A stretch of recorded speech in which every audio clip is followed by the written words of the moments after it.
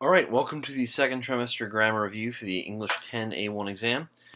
I'm going to try to go through this quickly, but again, feel free to watch this as many times as you need to.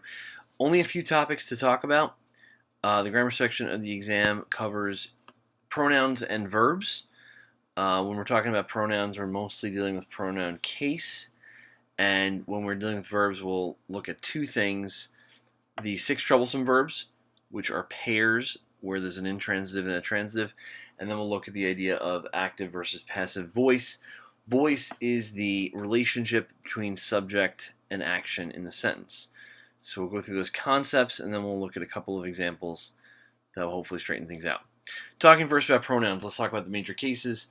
We have the nominative case pronoun, which is used for subjects, and predicate nominatives. Predicate nominatives are pronouns or nouns, but we're talking about pronouns here, that occur after linking verbs and refer to the subject.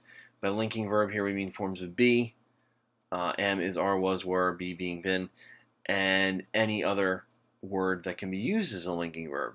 Usually the 5 senses, verbs like appear, grow, remain, seem, taste, turn, smell, things like that. The objective case is used for all kinds of objects, as the name implies, direct and indirect objects. Those occur after action verbs in a sentence, or objects of prepositions. When you're looking at a prep phrase, prep phrases have to have an object. If your object of a preposition is a pronoun, it needs to be in objective case. And then finally, the possessive case, which obviously shows ownership. With personal pronouns in English, you have two forms. You have the possessive adjective form, as in my book, and then you have the pronoun form, as in the book is mine. So we'll look at those. So examples, when you see sentences, you'll have a choice of two things as follows. John and I went to college together, or John and me went to college together.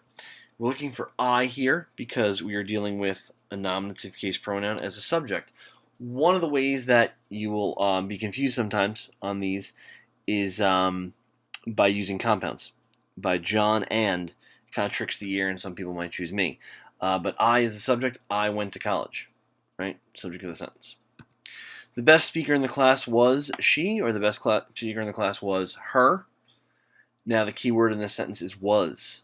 Linking verb, we're going to go with she. Nominative case pronoun, this is a predicate nominative.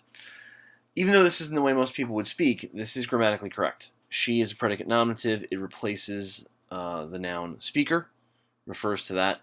So nominative case pronoun for predicate nominative. Jill is the person to who or to whom you should speak, right? You should speak to whom, right? Who and whom often confuse people. Really, it's the same exact thing. Who is the nominative case pronoun? Whom is the objective case? So you'd say to whom, or to him, or to her, right? Any objective case pronoun, since you have the prepositional phrase to whom. Finally, the most expensive car in the parking lot is yours. Possessive case pronoun stands on its own. We're not talking about a person here. We're talking about an object owned by a person. We're using the objective case pronoun. Right? So really very straightforward. You just want to brush up on the differences between nominative and objective, and then watch out for those linking verbs. Be sure you can understand what the pronoun is doing in the sentence, and you should be all right. Speaking out verbs. First, we'll take the 6 troublesome verbs. You have them in pairs. Sit and set is your first pair. Lie and lay, and then rise and raise. The thing to remember about these is that the first pair, or the first in each pair, I should say, is intransitive. The verbs sit, lie, and rise are intransitive, meaning they will never have a direct object. The action is sort of, you could say, reflexive. And in fact, if you know these verbs in, say, Spanish or even in French, the verb is reflexive. It has that reflexive pronoun that you probably learned. The action happens to the subject, right? You sit in the chair. You do the action to yourself. You lie down. You know, something rises or you rise on your own. The action happens back to the subject, so there's no direct object. Whereas the second in the pair, set, lay, and raise, are always transitive. They always have a direct object. You always set something on a table, or lay something on a desk, or you raise something. You raise a good question. You raise an important point, whatever it might be. So we're looking here to see if we understand the structure of the sentence and what's happening after the verb, and that will help us with our selection. The second thing we're talking about with verbs is active versus passive voice. To understand this, we need to understand the role of the subject as it relates to the verb, the action, and the sentence. Active voice verbs means the subject does the action. This is the way we prefer to write. It's more expressive. It's more concise. It's more direct. The other way you can construct a sentence is passive voice, which means that the action is done to the subject. And too much of this becomes very tedious in your writing, but sometimes you need to express an idea that way because that's how it actually happens, or because you don't know who does the action. So, for example, if I had an active voice idea, I would say something like, the batter hit the ball. The batter is the subject, hit is the action. The batter does that action, the batter hit the ball. Nice, concise way of expressing it. A roundabout way of saying that would be something like, the ball was hit by the batter. That's the passive voice construction. Here the subject is ball.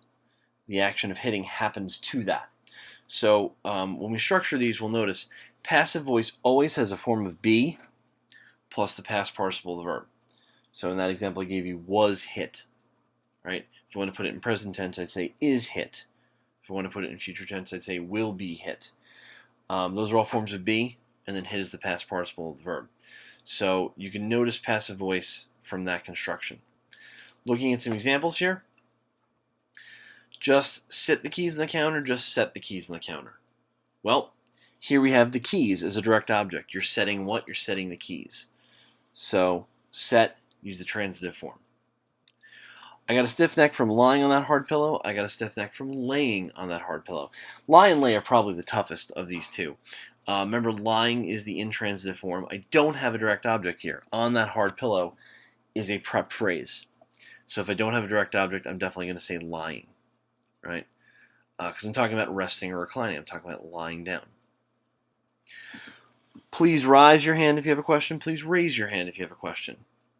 All right, you'd say, what am I rising or raising? I'm rising or raising a hand.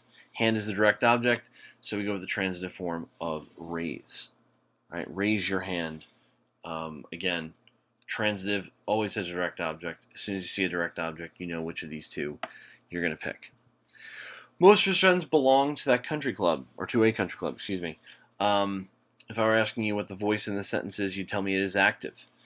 Most is the subject, and most belong. They did that. They did that action of belonging, active voice. Pizza is enjoyed by billions of people around the world. Pizza is my subject. The action is enjoying. If you wanted to know who did the enjoying, you'd say, well, the people. Billions of people enjoy. That would be something, an active voice construction. Billions of people enjoy pizza. But if I say the pizza is enjoyed, I have my form of be. I have my past participle of the verb. I have a passive voice construction. So you can wrap your head around these ideas. You should be A-OK on the trimester exam as it concerns grammar.